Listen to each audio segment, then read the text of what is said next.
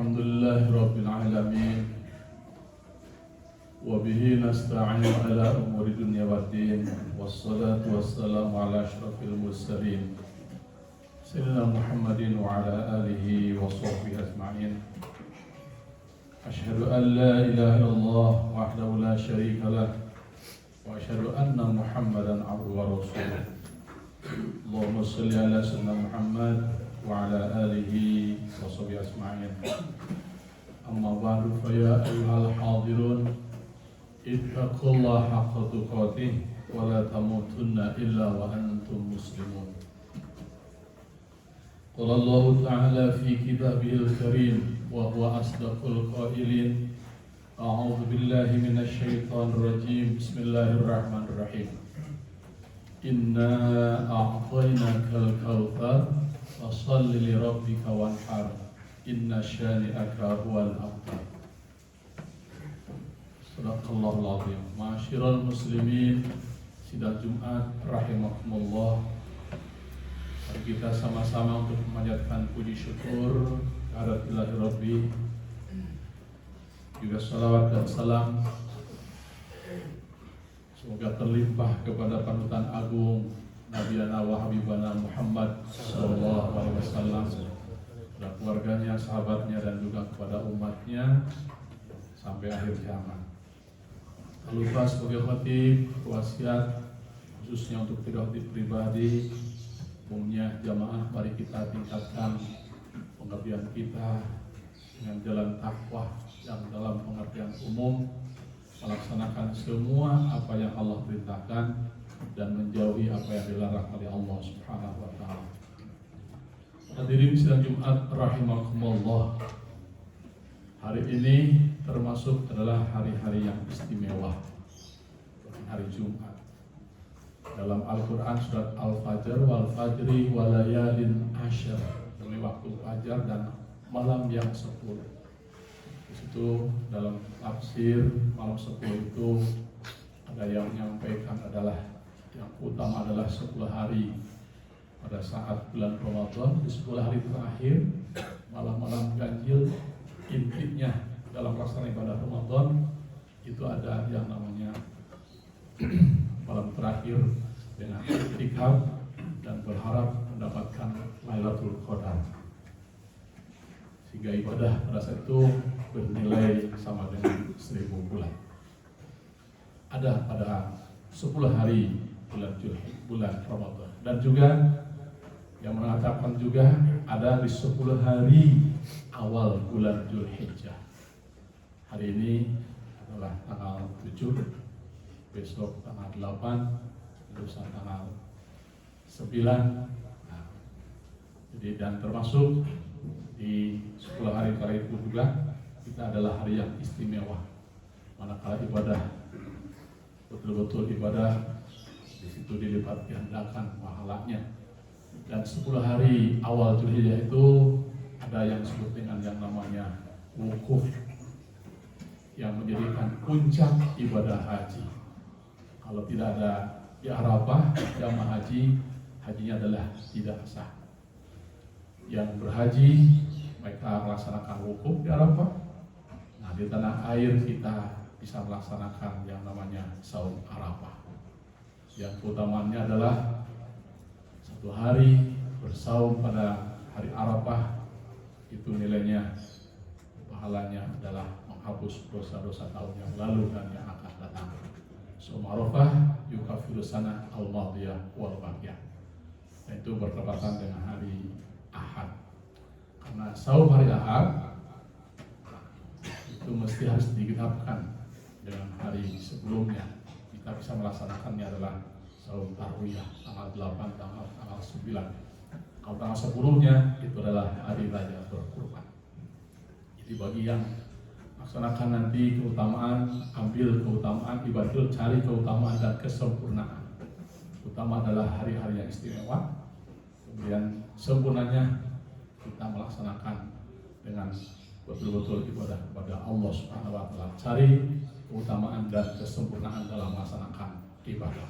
Ada peluang baik ya dalam hal ibadah, termasuk kita tidak melaksanakan ibadah haji berada di tanah air, kita bisa melaksanakan saum, bisa melaksanakan dari tanggal 1 sampai tanggal 9, minimal tanggal 8 dan tanggal 9 atau tanggal 9 ya, hari Arafah.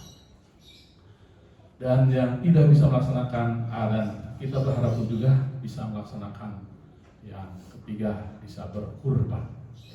Berkurban di hari 10 atau hari 11, 12 dan 13 hari tasrik, itu pun juga adalah hari yang utama. Dalam sebuah hadis, tidak ada amalan yang diperbuat manusia pada hari nahar atau hari kurban yang lebih dicintai oleh Allah selain menyembelih hewan. Sesungguhnya hewan kurban itu kelak pada hari kiamat akan datang beserta tanduk-tanduknya, bulu-bulunya, dan kuku-kukunya. Sesungguhnya sebelum darah kurban itu mengalir ke tanah, pahalanya lebih diterima di sisi Allah. Maka tenangkanlah jiwa dengan berkurban. Bahkan ada hadis yang lain, ya ayuhan nas, inna ala kulli ahli baitin fi kulli amin udhiyah.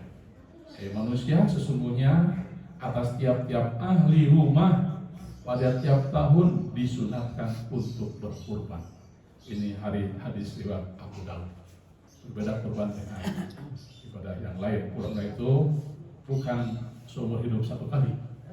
Kalau haji disyariatkan wajib seumur hidup satu kali kalau mampu. Kurban bisa dilaksanakan tiap tahun. Dan itu utamaannya satu untuk keluarga dan untuk keluarga. Hadirin sidang Jumat rahimakumullah. Berkurban adalah salah satu bentuk ibadah penting dalam Islam yang mencerminkan ketaatan dan rasa syukur kita kepada Allah Subhanahu wa taala. Ibadah ini dilakukan terutama pada Idul Adha atau hari raya Kurban, dan dapat dilanjutkan pada hari raya Tasyrik 11, 12, dan 13 Dzulhijjah. Dalam berkurban, umat muslim menyembelih hewan ternak seperti sapi atau kambing, kemudian membagikan dagingnya kepada mereka yang membutuhkan. Melakukan kurban adalah perintah Allah Subhanahu wa taala. Sebagaimana Allah firmankan, A'udzubillahi minasyaitonirrajim, bismillahirrahmanirrahim, inna a'tainakal kautsar fasholli lirabbika wanhar, inna syani'aka huwal abtar. Sungguh aku telah memberimu nikmat yang banyak, maka dirikanlah sholat karena Tuhanmu dan berkurbanlah. Al-Kautsar ayat 1 dan 2. Menurut Ar-Raghib Al-Asqalani dalam Muqaddimah fi Gharqil Quran halaman 794, kata nahar bermakna tenggorokan unta, sehingga kalimat inhar, wanhar, inhar ini perintah mengandung makna perintah untuk berkurban dengan wujud menyembelih hewan ternak. Nabi Muhammad SAW dalam riwayat Imam Ahmad dalam kitab Musnad Ahmad, jadi 2 halaman 321 nomor 8246, menguatkan kewajiban tersebut. Beliau memperingatkan kepada siapa saja yang memiliki kemampuan untuk berkurban tetapi enggan melaksanakannya, hendaknya tidak mendekati tempat sholatnya. Man kana lahu satun falam yudhahri fala yaqrabanna musalla. Ar-Raghib menjelaskan bahwa firman Allah dalam surat Al-Kautsar ayat 2 merupakan perintah untuk melaksanakan sholat dan berkurban sebagai kewajiban utama bagi setiap muslim. Menurut Ar-Raghib, baik sholat maupun kurban adalah kewajiban yang telah ada dalam setiap agama dan keyakinan. Kurban adalah kata yang berasal dari bahasa Arab, yaitu kurban yang berakar dari kata qurba yang berarti dekat. Konsep ini menurut para ulama menunjuk kepada setiap bentuk ketaatan yang dapat mendekatkan diri kepada Allah Subhanahu wa taala, seperti sholat, puasa, zakat, serta tindakan kebaikan lainnya. Dengan melaksanakan perintah-perintah ini, seorang muslim berusaha untuk hidup sesuai dengan ajaran Allah Subhanahu wa taala dan menunjukkan komitmen untuk mengikuti jalan yang diridhoinya. Setiap tindakan, ketaatan sekecil apapun yang dilakukan dengan niat ikhlas adalah bentuk kurban untuk mencapai kedekatan spiritual dengan Allah Subhanahu wa taala. Kemudian dalam Al-Qur'an surat Al-Hajj ayat 37, Allah Subhanahu wa taala menyatakan bahwa Dia tidak menerima daging sembelihan atau darahnya, melainkan ketakwaan dari hamba-Nya. La yanalallahu al-humuha wala dima'uha walakin yanaluhu taqwa minkum. Allah tidak menerima darahnya, dagingnya, tetapi yang kepada Allah adalah nilai takwa. Ayat ini menekankan bahwa esensi kurban bukanlah pada fisik penyembelihannya, melainkan pada nilai spiritual, ketaatan dan keikhlasan yang terkandung di dalamnya. Berkurban memiliki makna yang mendalam baik secara teologis maupun sosial. Dilihat dari aspek teologis, kurban berakar dari kisah Nabi Ibrahim alaihissalam yang diperintahkan oleh Allah Subhanahu wa taala untuk mengorbankan putranya yaitu Ismail alaihissalam. Ketika Nabi Ibrahim akan mengeksekusinya, Allah Subhanahu wa taala menggantikan Ismail dengan seekor domba. Kisah ini mengajarkan tentang keimanan yang teguh dan ketaatan yang mutlak kepada Allah Subhanahu wa taala. Secara refleksi, kisah ini menuntun kepada keyakinan bahwa setiap perintahnya mengandung hikmah yang mulia. Dari perspektif kemanusiaan, menurut Abu A'la Al-Maududi, pelaksanaan kurban mencerminkan kepedulian dan solidaritas sosial. Pembagian daging kurban menjadi sarana untuk membantu mereka yang kurang beruntung dan mengurangi kesenjangan sosial. Selain itu, menurut Said Qutb, pelaksanaan kurban juga mengajarkan nilai-nilai pengorbanan dan keikhlasan. Mereka yang berkurban rela mengorbankan sebagian dari harta mereka untuk membeli hewan kurban dan kemudian membagikan hasilnya kepada orang lain. Pengorbanan ini bukan hanya bersifat materi, tetapi juga melibatkan niat yang tulus untuk mendapatkan ridho Allah Subhanahu wa taala. Hal ini mengajarkan umat untuk tidak bersikap materialistis dan lebih mementingkan kesejahteraan bersama. Lebih jauh lagi, menurut Profesor Hamka, ibadah kurban mempererat hubungan sosial dan kekeluargaan. Momen-momen kebersamaan saat menyembelih dan mendistribusikan daging kurban seringkali menjadi sarana untuk memperkuat ikatan antara anggota masyarakat. Rasa kebersamaan ini sangat penting dalam membangun masyarakat yang harmonis dan saling mendukung. Di sisi lain, menurut Abdullah Nasihulwan, ini pelaksanaan kurban juga dianggap sebagai alat edukatif yang efektif untuk menanamkan nilai-nilai moral dan spiritual pada generasi muda. Anak-anak dan remaja yang terlibat dalam proses kurban akan belajar tentang pentingnya berbagi, nilai keikhlasan dan pengorbanan. Ini membantu membentuk karakter mereka menjadi individu yang tanggung jawab. Mereka juga dapat memahami makna spiritualitas di balik ibadah ini dan menerapkan nilai-nilai tersebut dalam kehidupan sehari-hari. Dilihat dari aspek ekonomi, Islahul Abdul Azim dalam bukunya Economic Observation, bahwa ibadah kurban memiliki implikasi signifikan terhadap kesejahteraan masyarakat. Peningkatan permintaan daging selama musim kurban menciptakan lonjakan pasokan di pasar yang dapat mempengaruhi harga daging secara lokal. Peningkatan permintaan ini mendorong para peternak untuk meningkatkan produksi yang pada gilirannya dapat mendorong pertumbuhan sektor peternakan. Selain itu, musim kurban juga membuka peluang bisnis seperti perjualan peralatan kurban dan layanan penyembelihan yang dapat meningkatkan aktivitas ekonomi secara keseluruhan. Dalam konteks yang lebih luas, ibadah kurban memiliki dampak positif dalam menjaga keanekaragaman hayati sebagai bagian dari kesatuan ekologi alam. Pemeliharaan kesehatan hewan sebelum diserahkan sebagai kurban merupakan bentuk penghormatan terhadap makhluk hidup dan mendorong kesadaran akan pentingnya menjaga keseimbangan ekosistem. Hewan kurban tidak hanya dipandang sebagai sumber daging, tetapi juga memiliki nilai ekologis yang penting dalam lingkungan mereka.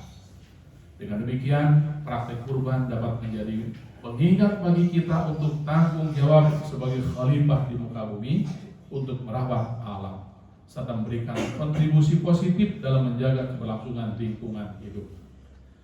Dalam kehidupan modern pribadi, ibadah kurban tetap relevan dan memiliki dampak yang signifikan. Beradaptasi dengan perkembangan teknologi dan dinamika sosial ekonomi, era digital telah membawa kemudahan dalam pelaksanaan kurban, di mana umat Islam kini dapat membeli dan mendistribusikan hewan kurban melalui platform online. Layanan ini tidak hanya membuat proses lebih efisien, tetapi juga memastikan transparansi dan akuntabilitas, sehingga mereka dapat menjalankan ibadah dengan lebih nyaman.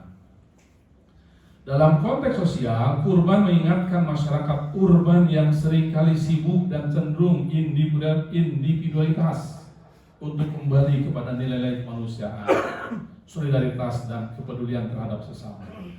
Pelaksanaan kurban menjadi momen penting untuk mempererat ikatan sosial di tengah masyarakat yang semakin tersegmentasi. Di tingkat global, pelaksanaan kurban memainkan peran penting dalam mengatasi isu kemiskinan dan kelaparan. Distribusi daging kurban ke daerah-daerah terbelakang, termasuk tempat yang dilanda konflik atau bencana alam, menjadi momen krusial untuk memperkuat solidaritas antar umat muslim di seluruh dunia. Hadirin sidang Jumat rahimakumullah, kurban merupakan ibadah yang syarat dengan makna dan nilai-nilai luhur. Melalui kurban, kita dibimbing untuk meningkatkan keimanan, mengembangkan keikhlasan, dan komitmen dalam ketaatan kepada Allah Subhanahu wa Ta'ala. Distribusi daging kurban mengasah solidaritas dan kepedulian terhadap sesama. Prosesi penyembelihan mengenang pengorbanan Nabi Ibrahim dan Nabi Ismail menjadi simbol kesediaan untuk berkorban demi kepentingan umat yang lebih besar. Pesan penting ini tidak sekedar menjadi rutinitas tahunan, tetapi harus diintegrasikan ke dalam kehidupan kita sehari-hari. Kurban bukanlah sekedar tentang ritual masa lalu, melainkan sebuah panggilan untuk menerapkan nilai-nilai yang terkandung di dalamnya dalam realitas sehari-hari. Barakallahu li wa lakum fil Qur'an wa nafa'ani wa iyyakum bima fihi minal ayati wa dzikril hakim. Wa taqabbal minni wa minkum tilawatahu innahu huwas samiul alim. Wa qur bighfir warham wa anta khairur rahimin. Allahumma shalli ala sayyidina Muhammad wa ala ali sayyidina Muhammad.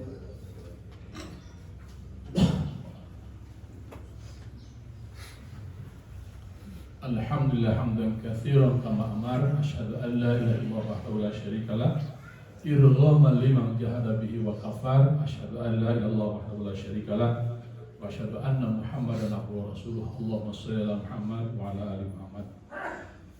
Inna Allaha wa malaikatahu yusholluna 'alan nabiyyi ya ayyuhalladzina amanu shallu 'alaihi wa sallimu taslima. Allahumma shalli wa sallim wa barik amin ya rabbal alamin. Allahumma ighfir lil mu'minina wal mu'minat wal muslimina wal muslimat al ahya'i minhum wal amwat innaka sami'un qaribun mujibud da'wah ya qadiyal hajat wa ghafirudz dzunubi wal khati'at bi rahmatika ya arhamar rahimin. Rabbana zalamna anfusana wa illam taghfir lana wa tarhamna lanakunanna minal khasirin. Rabbana hab lana min azwajina wa dzurriyyatina qurrata a'yun waj'alna lil muttaqina imama. Rabbana la tuzigh qulubana ba'da idh hadaytana wa hab lana min ladunka rahmah innaka antal wahhab. Rabbana atina fid dunya hasanah wa fil akhirati hasanah wa qina adzabannar.